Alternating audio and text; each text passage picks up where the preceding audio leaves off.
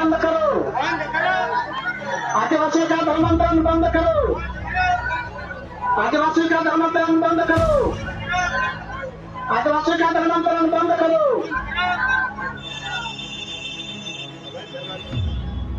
कटिहार में एक बार फिर धर्मांतरण का मुद्दा सुर्खियों में है। जनजातीय सुरक्षा मंच के बैनर तले आदिवासी समुदाय के सैकड़ों लोग समाहरणालय के सामने जुट गए। हाथों में बैनर पोस्टर, जमकर नारे और चेहरे पर गुस्सा, धरना प्रदर्शन का नजारा देखते ही बन रहा था। आरोप साफ था, ईसाई मिशनरियों की ओर से प्रलोभन देकर आदिवासी समाज का धर्मांतरण कराया जा रहा है। मंच के जिला संयोजक विकास सोरेन ने सरकार पर सीधा निशाना साधते हुए कहा कि आर्थिक मदद, बच्चों की पढ़ाई, मुफ्त इलाज और तरह तरह के प्रलोभन देकर आदिवासियों को उनकी जड़ों से तोड़ने की साजिश की जा रही है। यह सिर्फ धर्मांतरण नहीं, बल्कि हमारी संस्कृति और पहचान पर सीधा हमला है। यहाँ पर क्या है? सर, हम लोग के आदिवासी समाज, भोले वाले समाज को प्रलोभन देकर के उसका धर्मांतरण किया जा रहा है और इसके कारण हमारी जो परंपरा, हमारे संस्कृति पर आघात बनता है। एक दिन ऐसे हो जाएगा सर, जिस दिन हमारे समाज के लोग सभी धर्मांतरित हो जाएंगे तो हम आदिवासी और ये जनजाति नहीं रह पाएंगे। हम कैसे बोल सकते हैं हम जनजाति हैं? हमारी जो परंपरा है, जो जन्म से मरण तक की जो परंपरा है, जो प्रक्रिया है, जो संस्कार है, वो खत्म हो जाएगा तो हम आदिवासी कैसे रह पाएंगे?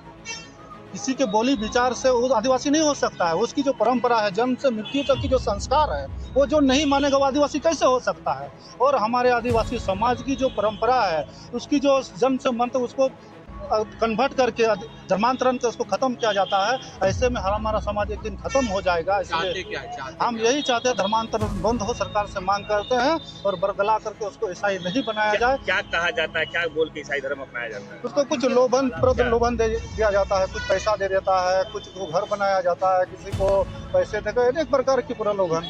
इनके द्वारा ये किया जाता है, कोई तो होंगे ना कोई? ऐसे तो नाम तो नहीं जानते हैं सर, कि ईसाई मिशनरी द्वारा ऐसे अनेक प्रकार की लोग हैं, वो लोग करवाते हैं जी। अच्छा, लेकिन ये ईसाई बन जाते हैं लेकिन SC ST का लाभ देते हैं। जी सर, यही तो सबसे बड़ी बात है। हम बोलते हैं सर, आप ईसाई हो गए हैं तो ST समाज का आप हक छोड़ दीजिए।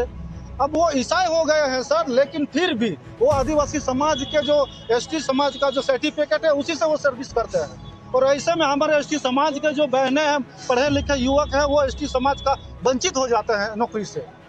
और कहीं भी अगर कोई आरक्षण है वहाँ पर, ईसाई लोग वहाँ पर अपने जाति प्रमाण पत्र बना करके वहाँ पर आरक्षण में खड़ा हो जाते हैं। ऐसे हमारे आदिवासी समाज के लोग पीछे हो जाते, हक मांग रहे हैं। इसलिए हम जनजाति सुरक्षा मंच की तरफ से मांग करते हैं कि हमारे आदिवासी समाज की जो हक है, जो दूसरे लोग नहीं ले, और जो लोग ले रहे हैं दोहरी लाभ नहीं ले, अपना ले, और हम लोग का छोड़े, हम लोग का हक मिलना चाहिए। यही हमारी मांग।